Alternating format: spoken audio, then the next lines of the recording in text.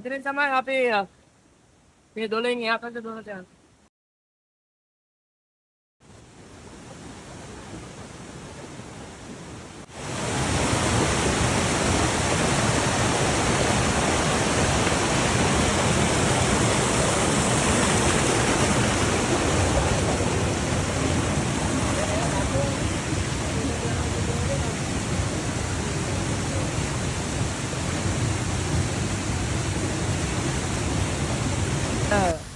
දැන් මේ දොලෙන් පැනනවා අපි ඊළඟ දොලට.